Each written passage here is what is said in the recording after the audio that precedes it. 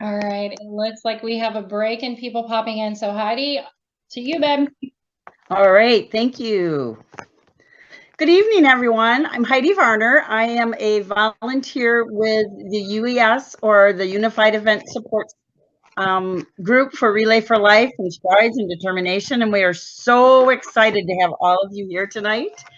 We're going to talk about Let's Talk ACS 101, and it's going to be a great call. We have so many people and so many experts on this call that it's so exciting. So our call is being recorded. So it will be posted on our Let's Talk landing page of ACS resources next week. And we have a big group tonight. So we ask that you please make sure you are muted so that everyone can hear. And we encourage questions for our experts. So please submit those through the chat. And Kayla will be monitoring that, and we'll answer as many of those as we can. So as volunteers, we all fundraise for our American Cancer Society. And we probably get that question, where does the money go? Or how is this really making a difference?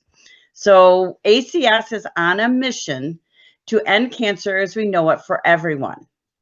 Fundraising and donations make that possible for ACS to improve the lives of people with cancer and their families through our mission pillars: research, advocacy, and patient support. Our guests tonight are here to share more about how ACS does just that.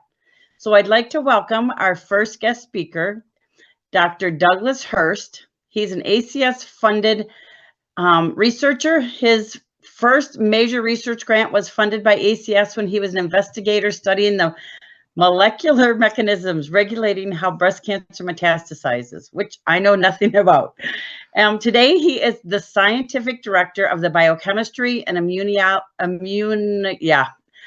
you can fix that, Dr. Hurst, of cancer program with the American Cancer Society. His department oversees peer review and grant management as part of ACS's extramural grant program. Welcome, Dr. Hurst. Thank you so much, Heidi. Yeah, it's immunology. Hey, welcome everyone. Good evening. What a fantastic night. Thank you so much for organizing this. I always get really excited to talk about our research program. And I guess to begin with, I'm not sure who has control of the slides. Do I share? Okay, got it. You can go ahead and advance the next one. I have control. So just tell me when you want the next slide, and I will try to click on the right slide. Nobody wants to see my picture. As you heard, ACS is a complex organization, 3,000 employees, 2 million volunteers that make this happen. And you heard 3 different pillars to accomplish the mission: patient support, the cancer advocacy. And what I'm here to talk about is discovery. Bill Dayhut oversees our pillar. And ACS is really unique. I thought I knew a lot about ACS. You heard that my first grant when I was an investigator was an ACS grant, and I volunteered for them for a number of years.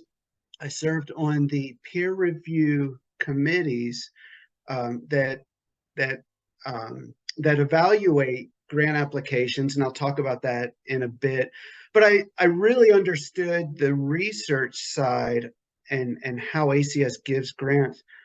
But when I joined just over a year ago, I didn't realize the complexity and all these different pillars. So I'm still learning a lot, and it's great. It's a great organization to work for and to volunteer for.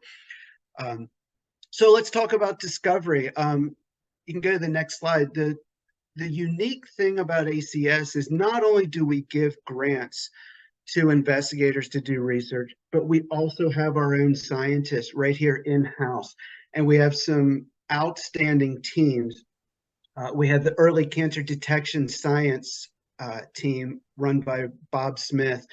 And they're the ones that put out the screening guidelines that you see. Alpa Patel runs the population science program. And I don't know if anyone was lucky enough to get on the call earlier today. She gave a seminar about the science behind the cancer prevention program. And then we also have Ahmadine Jamel, the surveillance and health equity science team. And I got to tell you, when I was doing research and I was writing papers, the very first cited paper in all of my papers was from Abedin's group. These scientists are some of the best in the world. They're very well known. I'm not going to talk about them today, though. I'm going to talk about our grant program, and you can go to the next slide. The extramural science, extramural discovery science. We're the ones that give the grants. We just hired, a little over a month ago, we just hired a new senior VP, Christina Annunziata. She's coming from the National Cancer Institute. So we're really happy to have her be in charge. You can go to the next slide.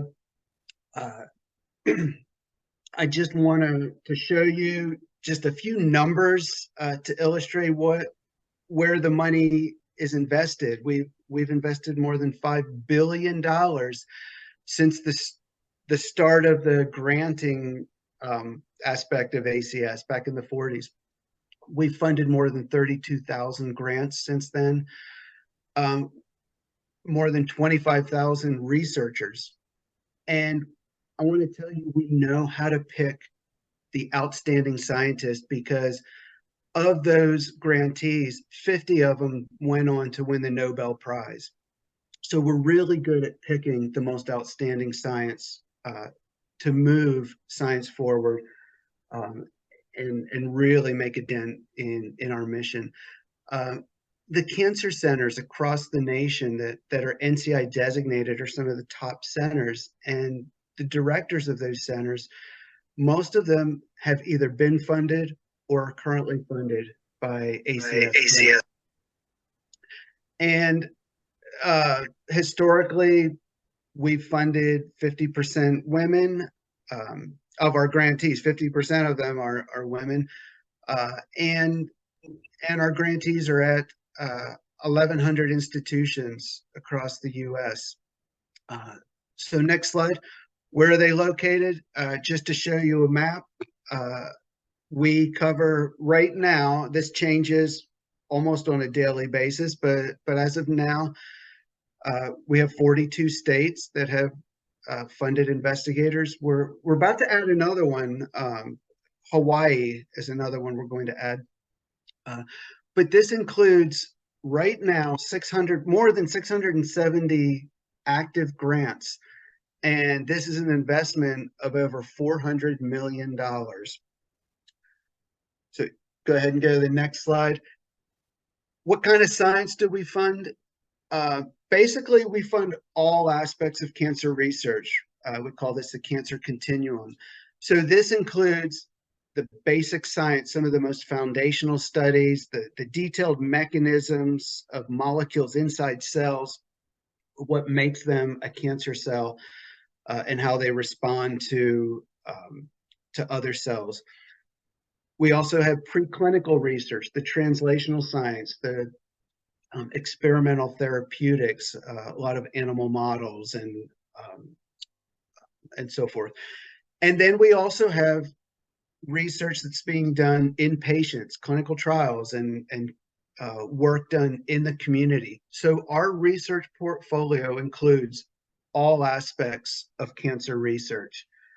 Go ahead and go to the next slide. This is organized into 3 different programs, and I just want to, you don't get caught up. This is kind of a detailed slide, but I just wanted to illustrate that because we have such a broad range of cancer research, we have to have people that understand different aspects of that research. So it's organized in these 3 programs. We have the biochemistry and immunology of cancer. That's directed by me, and Nicole Lopanek is the program manager. The cell biology and preclinical cancer research, that's overseen by Lynn Elmore and Rachel Commander. And then the clinical and cancer control research program, overseen by Joanne Elena and Sabrina Times. Now, the way these are organized is that we have peer-reviewed study sections that are organized around the science. So all of our grants that come in are investigator-initiated projects. And so in order to evaluate that science, we have to recruit experts all across the US, those who understand that science.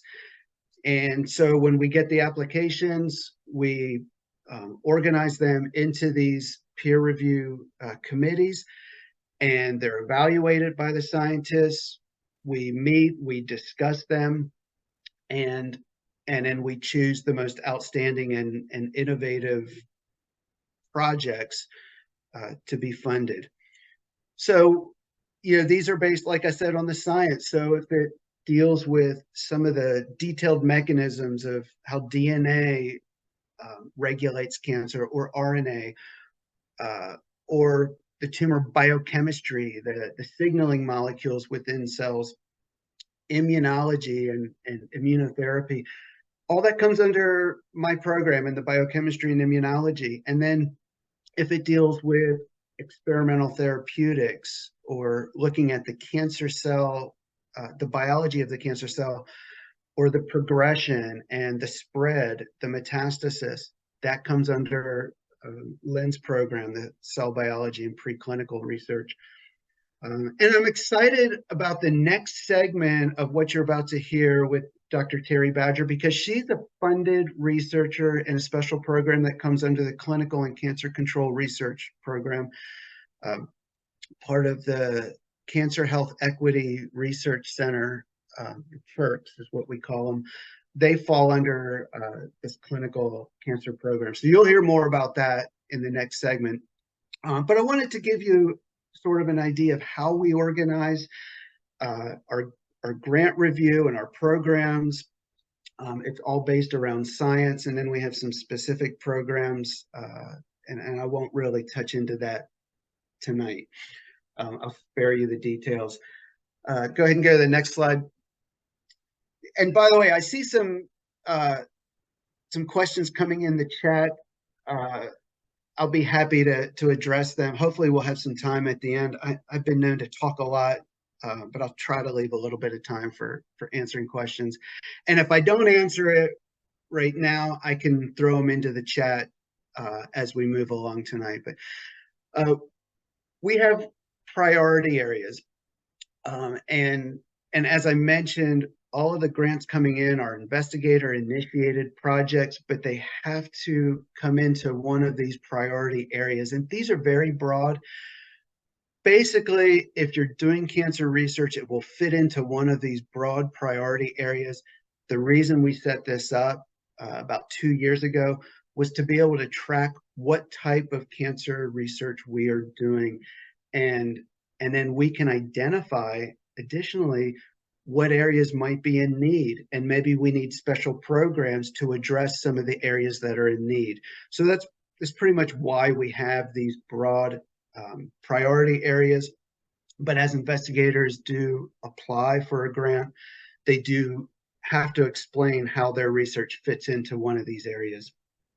Go ahead and go to the next slide. Just to show you, we don't discriminate on any cancer. If you're doing cancer research, we're interested.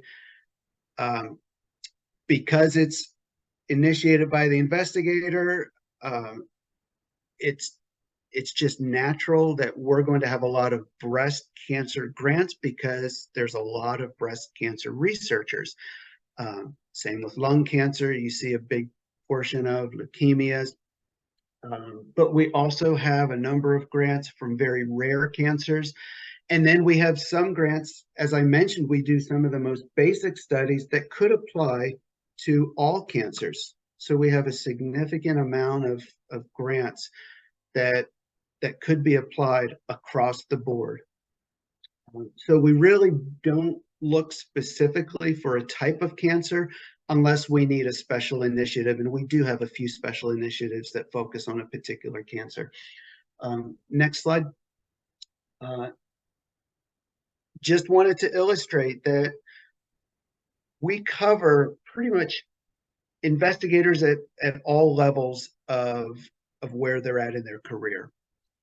We start with the postdoc fellowships. These are mentored grants.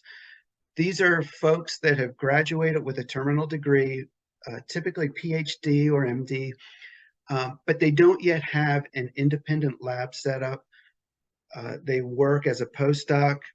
They can get funding from us. It basically covers a stipend and a little bit extra for travel to a conference or whatever they might need. We have another mentored grant for clinician scientists that want to develop a research program and might need a little help in doing that. So these are for scientists that are within the first 6 years of their clinical appointment that then allows them to start a research project. And then our biggest portfolio here in the center is a research scholar grant. And these are for faculty that have an independent lab within 10 years of getting that position. They can apply for a research scholar grant. And these are large. They're $240,000 per year for 4 years. So it's a big investment, but we get the most bang for our buck with these investigators. A lot of them, in fact, the majority of them go on to get other grants through the NIH or whatever, and really do develop successful careers based off of their initial funding with ACS. And then we have other awards, more senior level. The professor award is very competitive. We only give out 1 to 3 of these per year, and these are for those full professors that have done seminal work, paradigm shifting type of work in their careers. And then we have special initiatives, as I mentioned, and you'll hear about one, as I mentioned, the Chirks from Terry Badger. But we often have special initiatives that go on. Go ahead and go to the next slide. I want to kind of wrap this up here soon, but I want to let you know that we have 2 cycles per year. You can apply in April or October. As I mentioned about that peer review, that occurs up until June. Scientists will evaluate the proposals, they'll write critiques, and then we'll meet June and January to discuss those grants. Then the most outstanding grants move on to our council. Our council review is in September and March, and that's after that we make the funding decisions of those grants we want to fund, and then the grant activates January 1 or July 1. Next slide. I don't want to forget about something new. This got started a year ago. Ellie Daniels started the Center for Diversity and Cancer Research Training. And this is to provide some hands-on research training for underrepresented populations. There's 3 programs right now for high school females. There's the Diversity in Cancer internship for undergraduates, and then the post-bac program for those that have graduated with a degree but don't yet have the research experience to go on to a PhD. It's a 2-year program that puts them in a lab and gives them that experience that they then can pursue a PhD and a career in research. So with that, I want to go to the next slide. I don't think I have to tell this group that research does give us hope.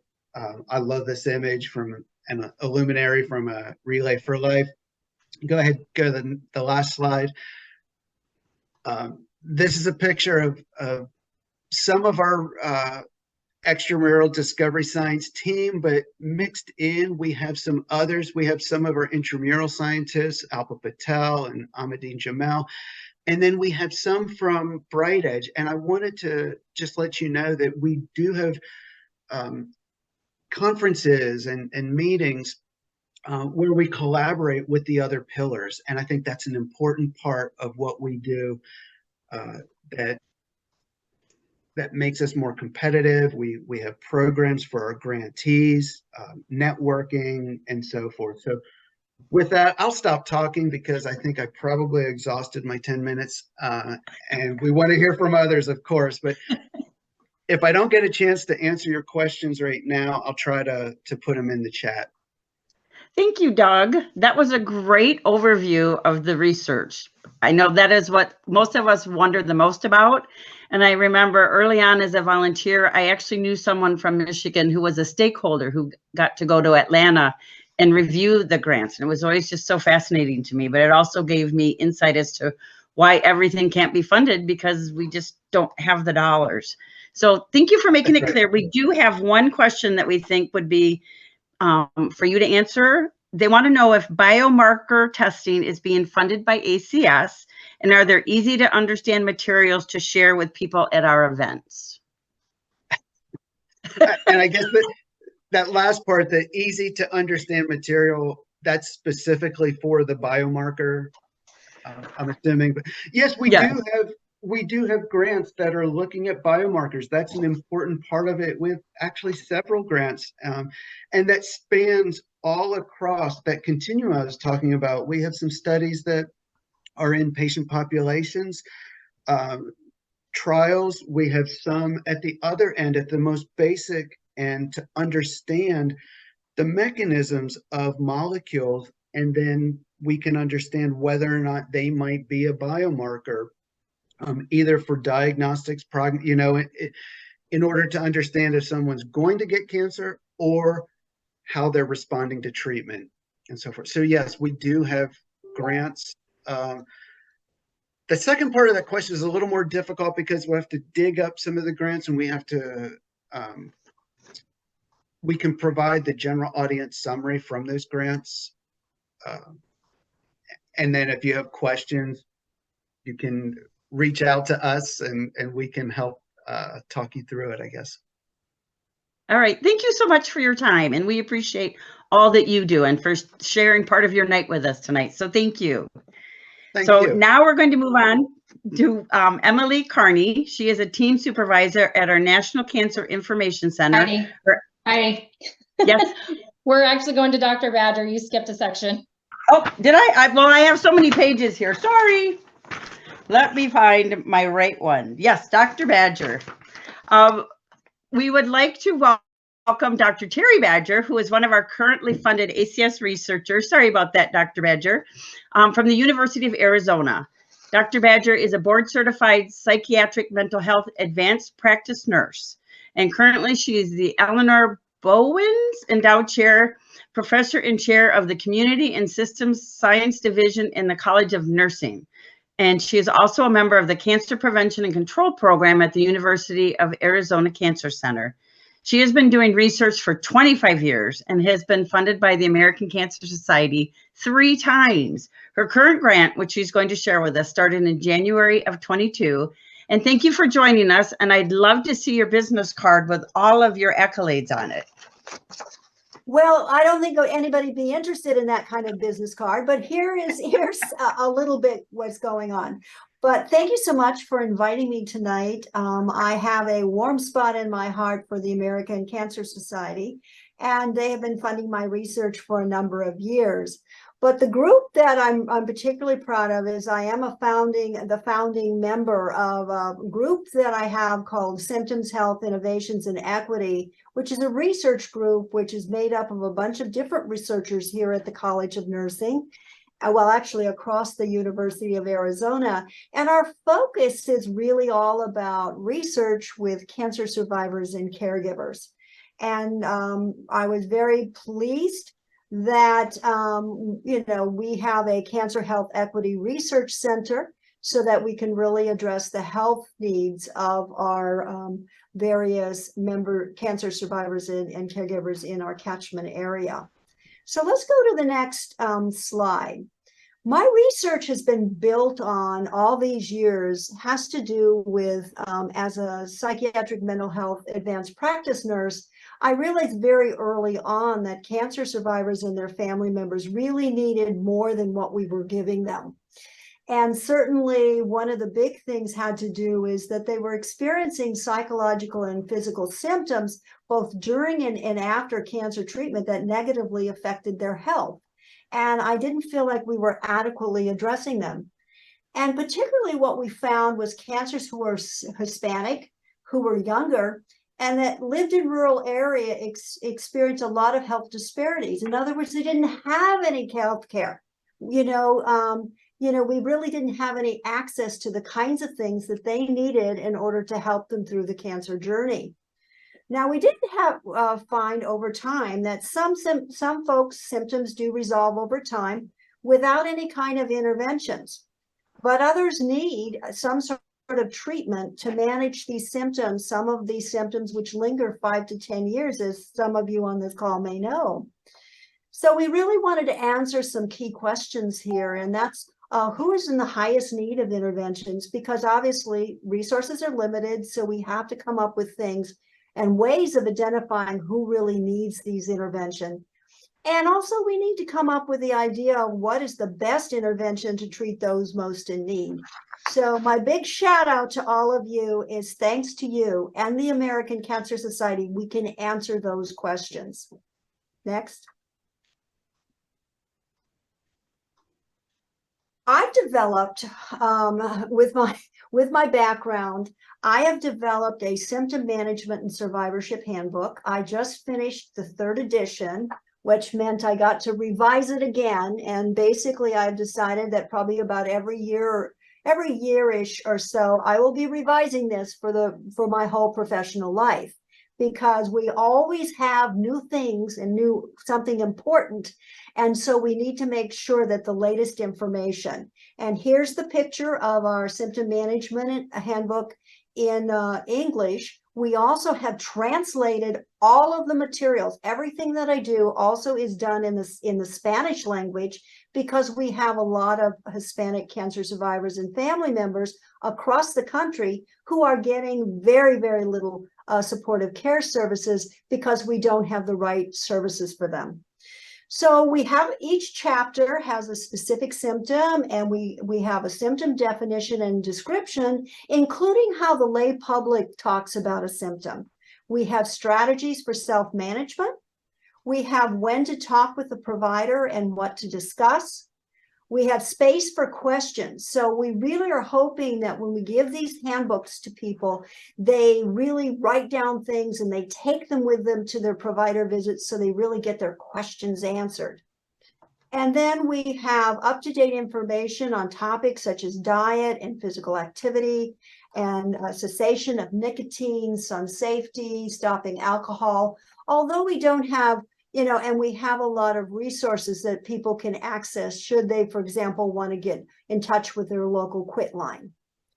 And then, of course, we have references. One of our big ones is the American Cancer Society and all the research that they've been doing over these many years. Now, what we do is we call each person once a week for 12 weeks, and we ask them what symptom they have. We refer them to the appropriate self-management strategies. And then if their symptom is a certain severity, we also encourage them to let their provider know, because it may be beyond self-management and you need to do something else. And in the latest studies, we are actually also sending that symptom profile to the provider, pushing it out digitally, so that the provider also knows that you or the cancer survivor is suffering from certain symptoms at a fairly high level. And then when we call them after the first week, we ask them what strategies they used. And we talk a little bit about, what they tried, what worked, what didn't, and hopefully encourage people to do this. And by the way, this intervention is both for cancer survivors and caregivers. And we try and encourage, for example, we have one of our studies that focuses on specifically physical activity and diet. And we try and pair our survivor and caregivers so that they can sort of steer each other on and eating correctly and doing physical activity. And believe it or not, these phone calls are only 10 to 15 minutes. They're in English or in Spanish, and they're at a time when it's convenient for you. So we call people at lunch hour, we call them in the evening, we call them on a Saturday. Next slide. Coupled with that, because the handbook doesn't always work really well for everyone. I've also developed a telephone interpersonal counseling intervention. This is a counseling intervention that can be delivered over the telephone. It's brief, it's focused, it's 30 minutes. And it's delivered by master's prepared counselors. My staff call them on the phone.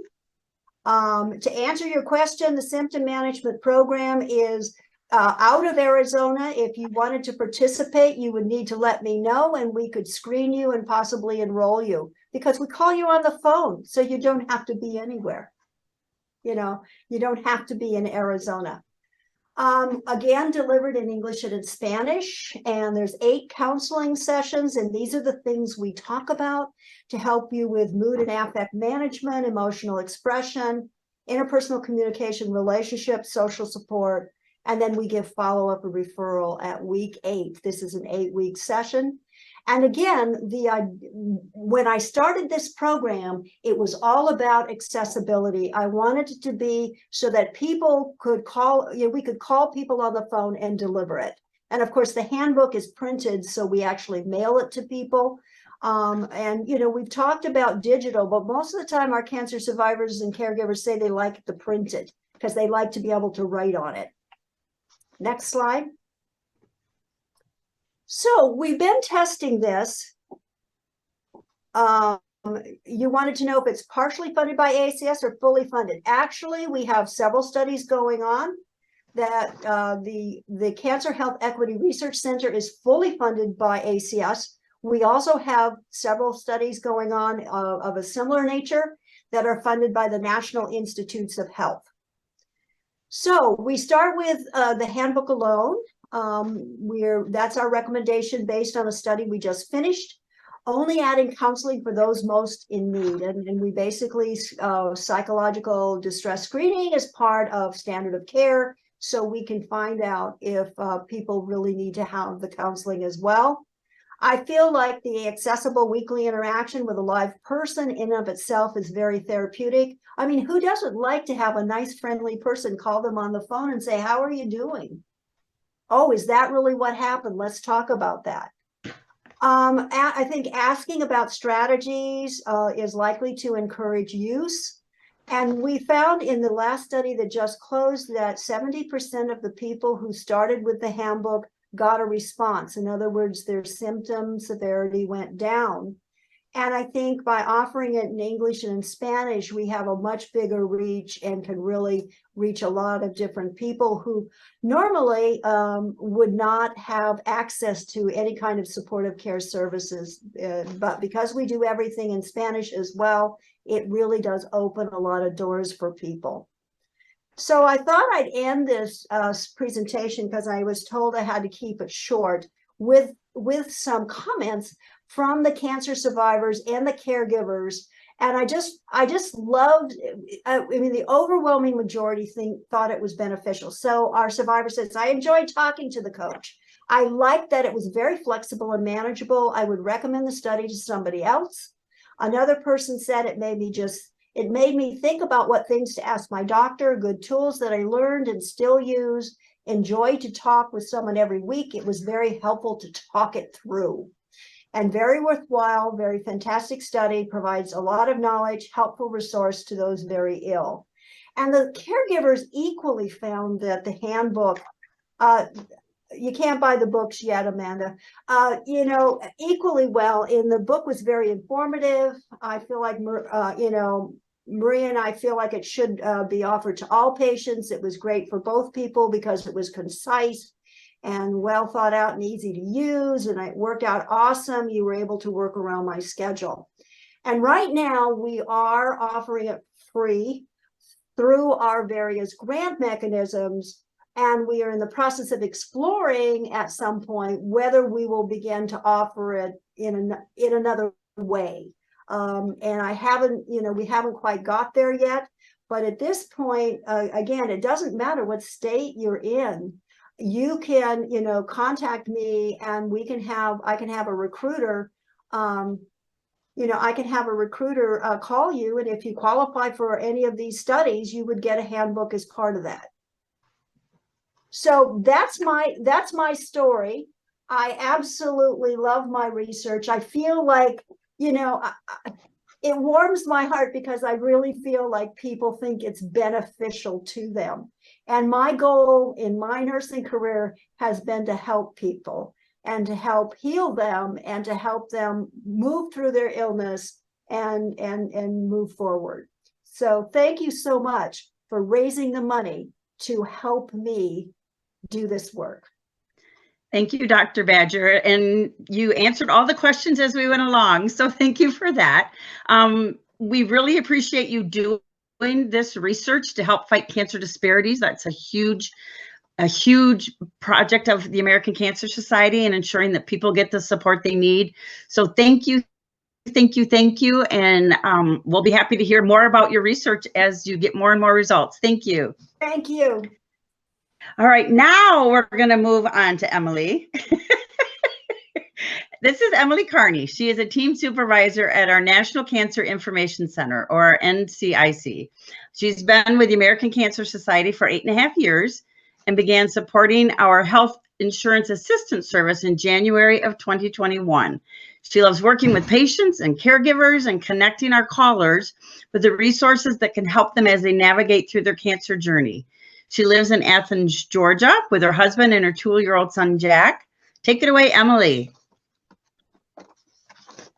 Hi, thank you all so much for having me. I'm really honored to be here with other presenters, and yeah, I'm very excited to share the work of the Health Insurance Assistance Service with you all. Access to healthcare is consistently identified as a top concern for people in the United States, and of course also for the American Cancer Society.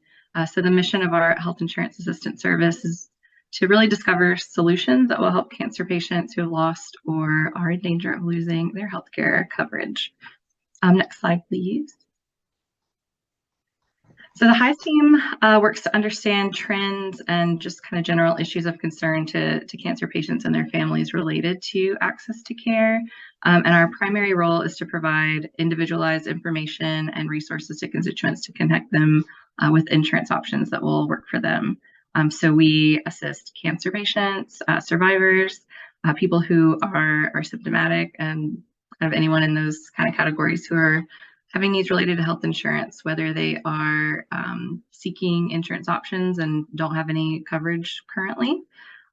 They may have health insurance right now, but are going to lose it soon for whatever reason, or potentially experiencing a life change that impacts their health insurance status. So there are actually a lot of things that happen, just kind of life events that can impact your health insurance status. So moving to a different state, divorce, marriage, a death in the family or birth in the family, and then of course loss of job is probably the one that we think of more traditionally. But there are lots of different situations that can impact that health insurance status. So yeah, we're happy to talk to anybody who is experiencing one of those events. And of course, we'll also speak with any concerned family members. We speak with friends and even some healthcare professionals to just discuss potential options for their loved ones. Next slide, please. So who is our team? So our team is primarily made up of our 7 frontline specialists at NCIC. So their highest patient resource specialist is their title. Those are the folks taking phone calls directly from constituents every day. They're the ones having these really in-depth insurance conversations with whoever's calling in to discuss that with us. We also have 2 team supervisors, myself included. We have 1 director who supports us, and then of course we also have 2 performance support specialists, and we're all really there to again provide guidance and really just support the team as they work directly with our callers. We also partner as a team with 2 research professors from the Georgetown University Health Policy Institute, and they work with us to really keep us up to date on any legislative changes or just kind of general areas of concern, potential litigation to be on the lookout for, just related to private coverage, and then also Medicaid and CHIP across the country. They help us with regular calls throughout the year and also periodic trainings for the team as well. And then additionally, we partner with ACS CAN, who's our advocacy partner organization, to share constituent stories, of course, with their permission, and trends related to healthcare coverage, so that they can use this to advocate for public policy change at the local level, state, and even the national level as well. Next slide, please. So what exactly do we do? Next slide. So our primary role on the Health Insurance Assistance Service is really, again, to help patients identify whatever health insurance options they may be eligible for. So when someone calls in and speaks to a highest representative, we're going to gather information from them regarding their diagnosis, where they live, their income, household size, sort of just a lot of information to help us really narrow down the options that are going to be available to them. And then depending on different things, but particularly on the time of the year, constituents may be able to sign up for coverage through open enrollment. So that's typically going to be at the end of the year. That would be just an open period for kind of everybody to sign up for coverage for the following year. But if it's outside of that open enrollment period, we'll look for special enrollment periods they may be eligible for. So there's certain criteria, or again, kind of life events that might open up an enrollment period for you if you're experiencing those. So we'll really hunt to see if there's any options available for people. We also share patient stories, data, and trends, again, with ACS CAN, so they can use those to advocate for policy changes. Highest constituent stories have been used recently, and some comments to the IRS related to some insurance-related changes that they made. And in the past, highest constituents have even gone as far as to testify before Congress. So yeah, it's a really great partnership that we have with ACS CAN, where we're able to work with them to help identify, again, trends, but specific stories. Yeah. It's great. That's wonderful. They went through the 800 number. That's us, yeah. Additionally, we offer information related to insurance and accessibility to insurance related to the Affordable Care Act. So sometimes callers are interested in just kind of like clarification and definitions around insurance terminology. It can all be really confusing. It's almost like learning a new language when you're dealing with health insurance. So that's something that we help walk people through. And also just what rights they're granted through the Affordable Care Act. So again, really working to clarify and empowering constituents with that knowledge to make the best decisions related to their healthcare coverage for themselves. Okay, next slide, please.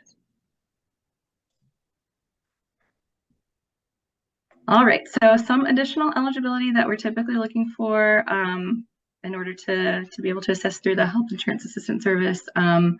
Again, I think I've said this a couple of times, but you would like you to be a cancer patient, of course, survivor, symptomatic or even asymptomatic with increased risk factors, or again, somebody calling on their behalf, like a family member or friend will work with you, if you are calling on behalf of someone else, just with the information that you're able to provide to see what might be potential options for folks. Constituents must also speak English or Spanish. We do use a translation service for our Spanish-speaking constituents. You must live in or will move to the United States and Washington, D.C. So we don't typically assist if someone's just traveling to the United States for treatment. And then also lawfully present in the U.S. And then 64 years old or younger or ineligible for Medicare.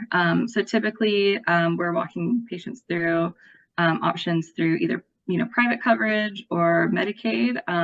But if constituents do, want to talk about Medicare coverage or like a supplemental plan, we're definitely happy to provide information, as much information as we have. And then if they want to get into more specifics or need some kind of advocacy, we would refer to a partner organization like the Medicare Rights Center potentially. So we can get them connected with whoever's going to be the best option for them. And then again, uninsured, insured, but in transition or having a life change that results in the loss of insurance. Again, most typically, the most common situation we get is the loss of a job. Often because we're speaking with cancer patients, it can be really difficult to work during treatment. So that can end up, folks can lose their jobs. So yeah, definitely want to work with them to see what their options are. Yeah, next slide. Okay. So I just wanted to include some year-to-date stats so far. So this is highest cases through the end of July. So we probably have a few more as we're like mid-August now. But as of the end of July, we created 491 total highest cases. So that's, working with approximately 500 individual constituent cases. 275 of those resulted in a clear insurance resolution for the constituent. So we call that problem resolved, or multiple options that the constituent could pursue. So we call that caller pursuing available options. So they were going to think about what was going to be the best fit for them and pursue whichever one was going to be the best. And then, sometimes, unfortunately, there's not a clear path to insurance coverage outside of open enrollment, particularly in states that haven't expanded Medicaid access. So, of course, we work with those constituents as well to look into, potential charity care options. There are, specific hospitals called America's Essential Hospitals that can work with those callers potentially as well.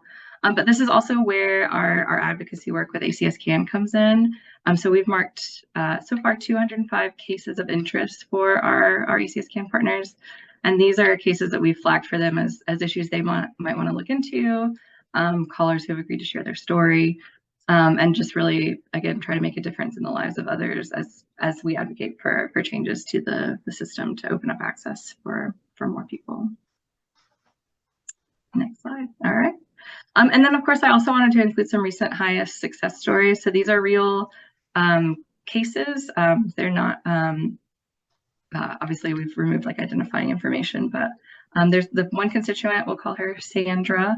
She is a 61-year-old, lives in Tennessee with her husband. She did not have insurance coverage and had been recently diagnosed with cancer, and of course was interested in what her insurance options would be. She shared that she had a household of 2 and their monthly income was around $2,000. That was primarily her husband was receiving disability. And so the highest agent she spoke with was able to share that she was eligible, for a special enrollment period based on her income, and that she could sign up for a plan through the federally facilitated marketplace. We call it the FFM, but that's if you go to healthcare.gov. And that she would be eligible for premium tax credits as well if she selected a silver plan. So that's some more cost saving for her.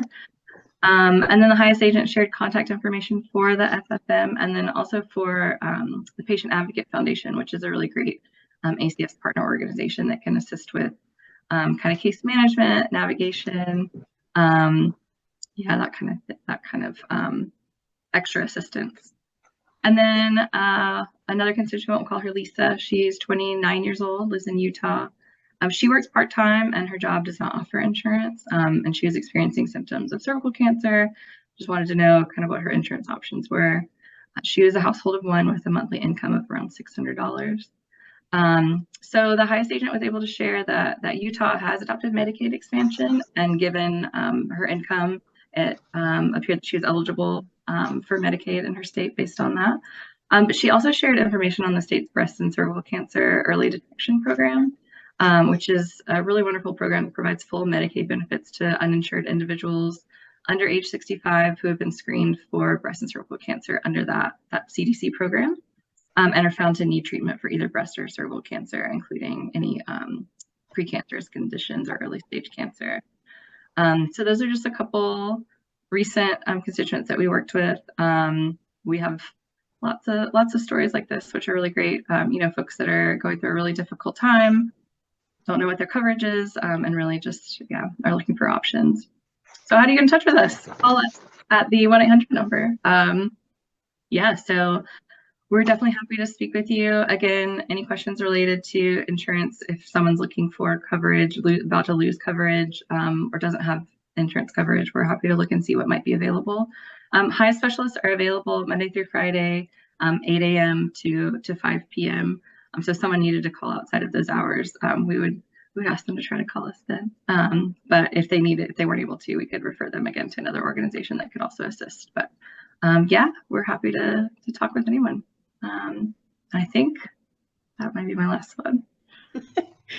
Thank you, Emily. That is a wonderful service you all provide, and having used it and having it saved my life, thank you. And if anybody needs to know, just call the 800-227-2345 between those hours, and they will help you as best they can. So now, as she said, access to care is so important to those who are facing cancer. So our last two guests are going to be talking all about access to care. Maria Robinson will be joining us to share about our Hope Lodge program. And Maria is actually a 15-year survivor of anal cancer, and she started at ACS almost 12 years ago as a part-time coordinator at the Hope Lodge in Memphis, Tennessee. She then moved to the relay world as a development manager before going back to manage the Hope Lodge there in Memphis. She says she absolutely loves her job and this mission of ACS. We're ready for you, Maria. All right. Well, thank you. I'm just honored. Relay is deep in my heart. I have to tell you a little background story. So when I was newly diagnosed, I had a friend of mine who actually invited me to our local Relay for Life in the community. So I didn't even know about ACS, didn't have a clue. You know, it was just a brand new journey for me. So I bleed purple and I love it. And I got to be on the development side. So I understand, and I love the volunteers on Relay. I can't say enough great things about them. But I also love my Hope Lodge world. So Hope Lodge is a wonderful place. As you can see, this picture right here, she was so sweet and she was so excited. She just finished her treatments. And then we had another gentleman in the background who also had just finished his treatments as well. We do have a bell where they ring the bell and things like that. So it is, Hope Lodge is, just like she said, is more than just a room, more than just a space for her to stay. It was and still is relief to my heart and to my soul. So it's an overwhelming, amazing place, and it truly is a home away from home for so many families. So anyway, our Hope Lodge program, I mean, look at all those Hope Lodges. It's amazing. And what I can tell you is we're growing and it's exciting. I mean, they want at least 10 more Hope Lodges. So things are happening on the back end of the Hope Lodge world. You know, the thing that's really about it is, you know, where's the largest need, you know, number one, and then funding. You know, we definitely need the money for the capital campaign, but then it's got to be ongoing support from those referring partners and hospital systems as well. And then the land, you know, I mean, let's just say, for example, in California, that's challenging, you know, to find land that's affordable and things like that. So definitely when I talk about, you know, all the money you guys are raising, it helps for stuff like this because it's not free and it's a large expense, but it is a need. So I am excited that it is growing, and Oklahoma City just opened their doors a few weeks ago. So we were excited about that. But I can tell you in Memphis, we opened our doors in 2010. And we are located right next door to Sun Studios. If y'all know anything about Sun Studios, where Elvis Presley, you know, got his first recording, you know, song, and Jerry Lee Lewis and all them. So we're a little passionate. We love our Elvis and everything in Memphis. Okay, next slide. Of course, the Hope Lodge is more than just a room. It's for care support, access to treatment, and a healing environment. And I can't tell you enough about not only the care support that ACS provides, like Emily had talked about, but the guests support each other. I mean, it's almost like a healing for themselves because they can lift each other up and talk about everything that they're going through personally. And I know I wish I had that. You know, when I was going through treatment, I wish that I had known, you know, that I could talk to other people about things that you're going through. So internally, it's just a great support system. Access to treatment. I mean, the numbers are just unbelievable of all the countries, and I can't tell you global. Just in Memphis alone, we've had patients come from Egypt. We actually get a lot of patients that come from Puerto Rico for liver cancer, for liver transplants. So, you know, we're using all, you know, translators and everything else. You know, it's not just people coming from Mississippi and Arkansas and Tennessee. We get people from all over. And another thing that strongly encourage you guys to do is talk about the program. So, even if a person is not getting treatment, if you don't have a Hope Lodge locally, I completely understand, but tell them about the Hope Lodge program. We get a lot of patients, they can't get treatment necessarily in Memphis, but we have the MD Anderson that they want to go for research down in Houston. So there are options out there for people to stay. And I also want to talk about, if you'll just go back one more time, sorry. When we were talking about access to treatment. Looks like happy. We have got St. Jude here in Memphis, Tennessee. So Memphis is unique because we are able to provide care for pediatric patients. I've got some pediatric patients here right now. So if you're 12 and up, St. Jude pretty much has that housing taken care of, but depending on the size of the family, they may need to come and stay with us. If, St. Jude can only carry, let's just say a family of 4, we may be able to accommodate that or split the family up where, dad is staying with us and a couple of kids and mom might be staying at one of their lodgings. So we're able to provide a little bit unique situation in Memphis where maybe some of the other lodges are not able to do. You can go now, sorry. And then just this is the numbers, 500,000 nights of free lodging per year, 29,000 cancer patients and caregivers served per year, and 55 million, let me say that again, 55 million in lodging costs saved per year. And then 6 million nights of free lodging to cancer patients since 1970. All right, next slide. And this is just a little bit about the numbers in Memphis in 2022. And I can just tell y'all already, I was looking at that right before we came on. We've already, just now until July, have already served 550 guests. And that's just in July. So that was all those guests more than we have the whole year of last year. We've already provided 4,736 nights. And that was just January to July.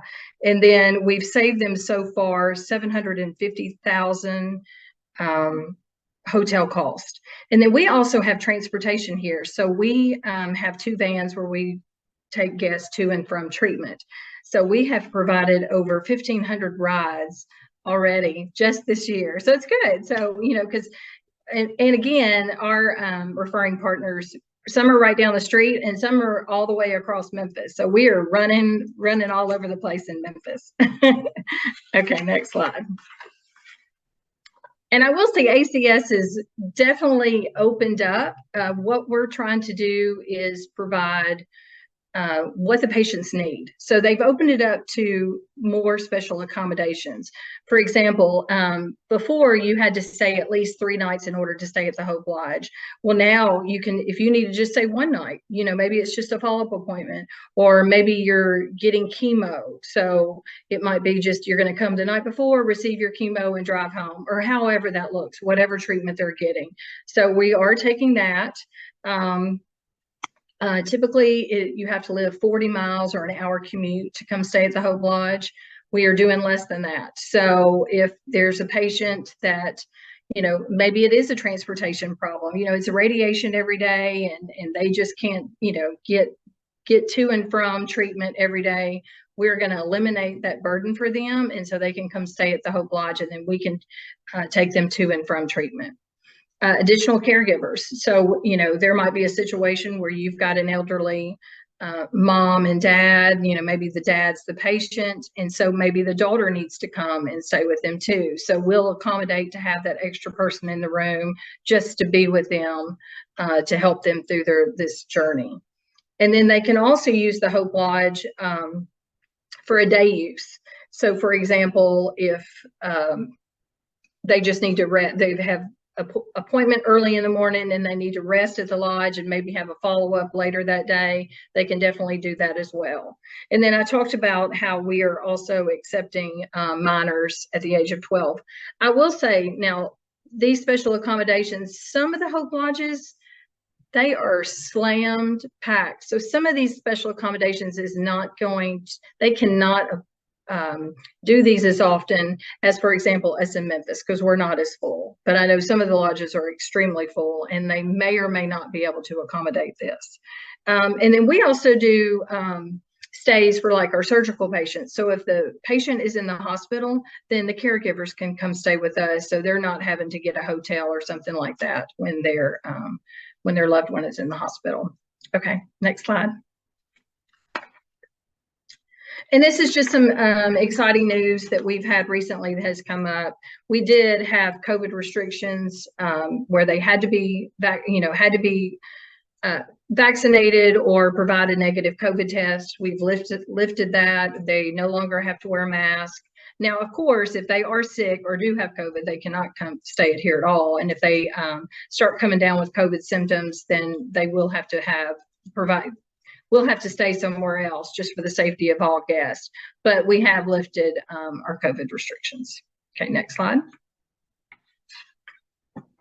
And then, so this is Mr. Dennis. He is a longtime volunteer with us. I just love him so much. Him and his wife actually stayed at the Nashville Hope Lodge, but live in Memphis. Unfortunately, she passed away, but he wanted to give back, and he has been driving for us for years. I can't say enough great things about Mr. Dennis.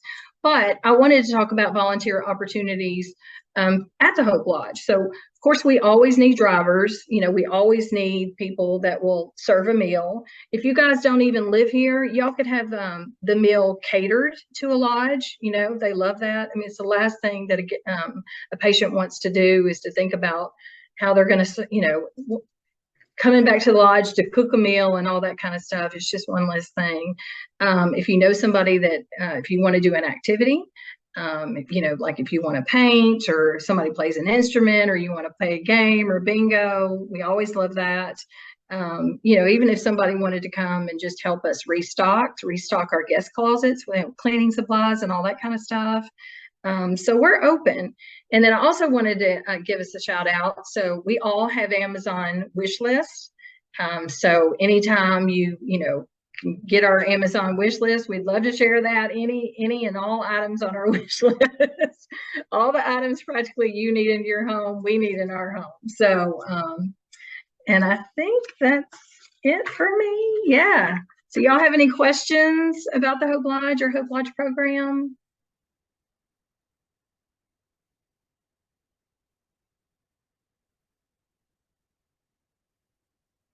I can't hear. Heidi, you are still muted. There, is that better? Yes. It wouldn't let me come off mute. Maria, most of the questions have been answered as you go along. So I was saying your passion and enthusiasm just shines right through. And ACS and Hope Lodge is blessed to have you. And thank you so much for sharing that Hope Lodge is a place for people to have a home away from home when they need it most. Yeah. So thank you for what you do. Yes, and I hope all of you can stay on. I know we're running a little bit late, but everybody's got such great information to share, and their passion is just flowing. So we have our last speaker, who is Michelle, and I'm probably going to slaughter your last name. Is it Pacini Edson? So close. It's Pacini Edson. Pacini, that was my second guess. She is the Associate Director for Community Implementation, and she has been with ACS for 4 years, starting at the NCIC as a patient support specialist. And now she works with the Community Implementation team because she believes that everyone deserves access to care. Michelle works for ACS because of how cancer has impacted her life, and she knows that we will be the ones to end cancer as we know it. She's going to fill us in about the transportation and lodging grants that ACS is gifting to health systems across the country. Thank you, Michelle. Sorry about your name. No worries. And thank you guys for allowing me time to speak today about our community implementation team. I'm going to keep this very brief. Thank you guys for hanging on. So the community implementation team is part of patient support. We're a team of 33 individuals who support the access to care programs in the United States and Guam. Our portfolio of programs is listed on the screen, but today I'll be sharing about Road to Recovery and our grant program. So next slide, please. All right, to start, I want to show our newest PSA that just went out about Road to Recovery. You'll likely find this on our social channels. If you could hit play.